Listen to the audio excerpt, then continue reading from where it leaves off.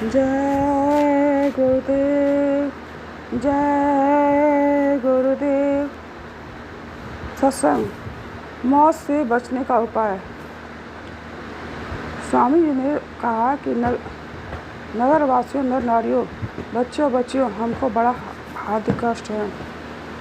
अपने जीवन में पहली बार आपका यह कार्यक्रम स्थगित हुआ है।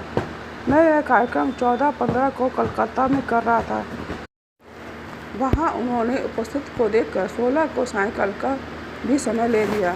मैं हवाई जहाज़ से आ रहा था। वहाँ से बनारस आया और वहाँ से हवाई जहाज़ से सीधे लखनऊ पहुँचा दिया। लखनऊ से मैं तुरंत टैक्सी से चला, लेकिन सुल्तानपुर में आकर टैक्सी खराब हो गई। फिर वहाँ से ट्रक से चला, लेकिन प्रतापगढ़ पहुँचते ट्रक भी खराब हो गया।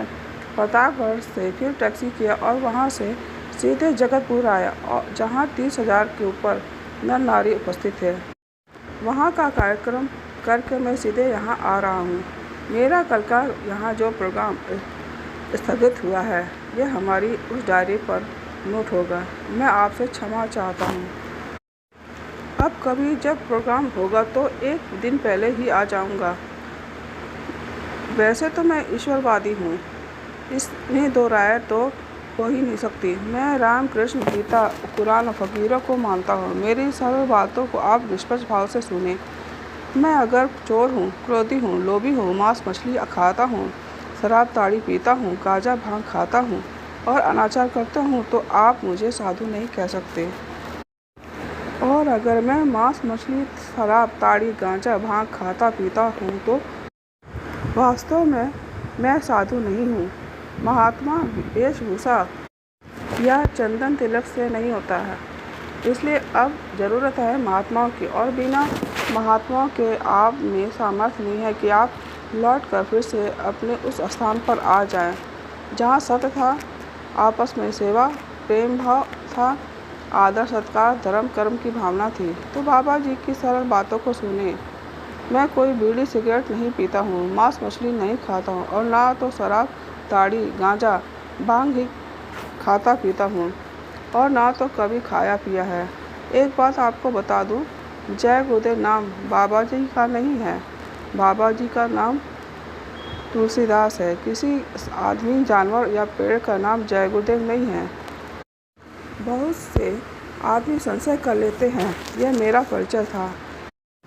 यह पंचभौतिक शरीर काम, क्रोध, लोभ, मोह, अहंकार से भरा हुआ है। शुरू में यह एकदम निर्मल और पवित्र था। पैदा होने के बाद आपकी सारी जिम्मेदारी माता पिता को दे दिया, और जब आप कुछ और बड़े हुए तो जिम्मेदारी अध्यापकों को भी दे दिया। ऐसा कोई घर या परिवार नहीं है जहाँ किसी ने किसी को अपने कंधे पर रखकर शमशान घाट ना पहुँचाया हो। वैसे तो सभी चीज़ें, काम, क्रोध, लोभ, मोह, अहंकार अलग अलग है, लेकिन काम करने के लिए उसने इस सभी को एक साथ इस पंचभौतिक मनुष्य सब रूपी किराए के मकान में दे दिया।